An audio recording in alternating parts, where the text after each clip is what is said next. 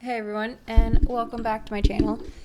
Today, yes, it's been at least a month since I put up my last video, but as you might know, there's other things that go on in my life, and sometimes that takes precedent over me making fun little videos about video games. So, what I wanted to start off with today is basically like an update. So, here is my player score update.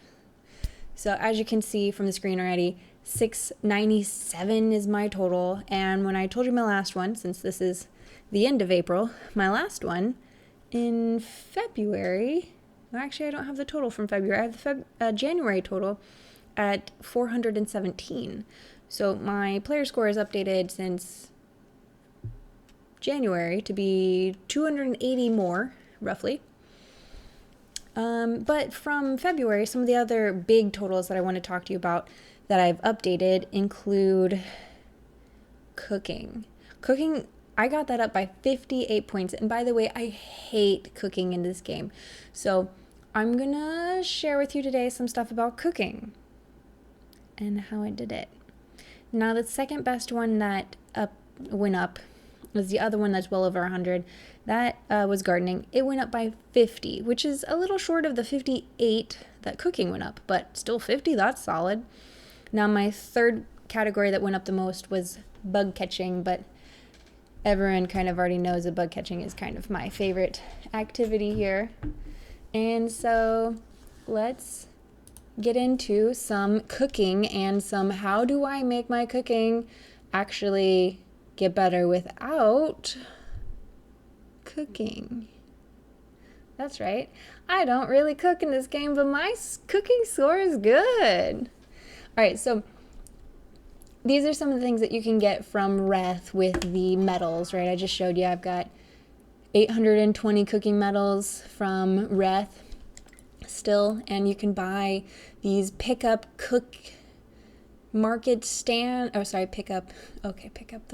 cook's market stand. I don't know why I just got tripped over that, but you also have the cook's tray over here that you can put some stuff on. It looks like you can put stuff on both. I haven't put stuff on either. And here is the cook's plaque, and also it's like the ramen bowl wallpaper. I believe those are all things that you can get from Reth. And by the way, yeah, since my cooking skill has gotten gigantic just here recently, I have 2 stands. I'm not that much of a decorator, so guys, I have 2 of them. I don't know what to do with. They're here. They're cute, I think. They sparkle. I didn't actually notice that. There's like some sparkles going on in that one, but... All right, anyway, this is what I do for cooking. Again, my plot isn't... I don't decorate. Please don't be upset that I have jack-o'-lanterns out and it's the end of April. All right, so I have my garden set up where I can just basically, I stand here and I throw the seeds out in this circle like this. And then I go back.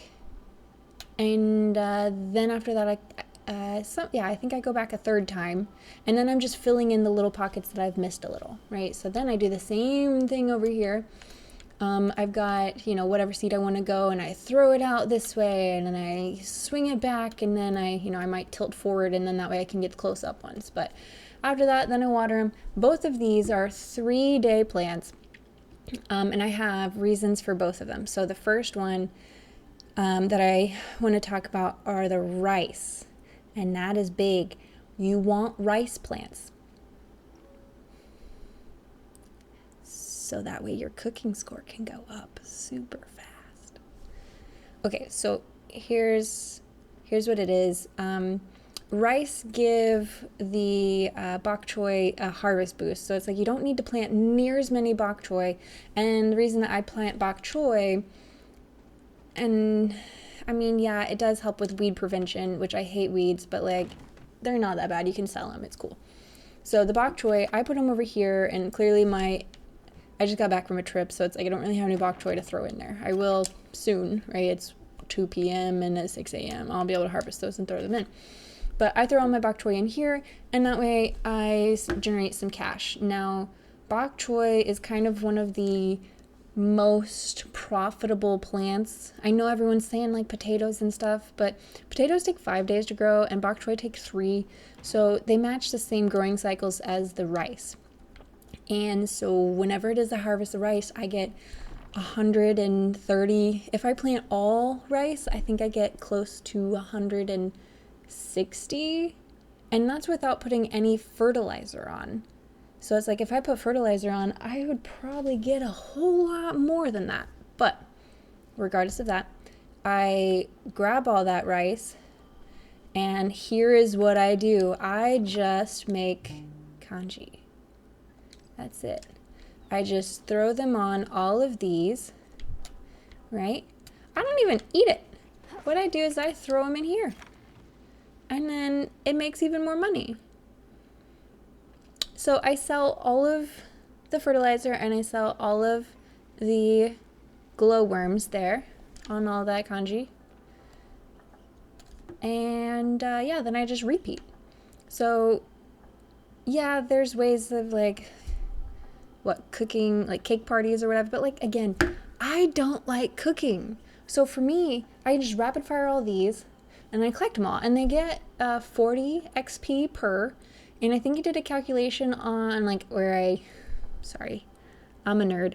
All right, so I timed how long it took for me to like plant all these and collect all of them. And I was making about 2 to 3 times the amount of XP per, like basically per minute or per time unit of growing congee as I would doing cake.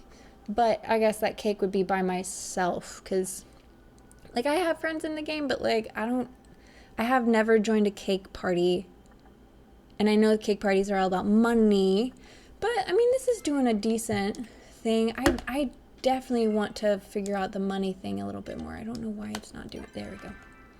It's slow. I hit the button a couple times and there you go. Yeah. So I am trying to figure out the money kind of thing because I'm at 6 million out of 10 and that is the 4th tier out of 5.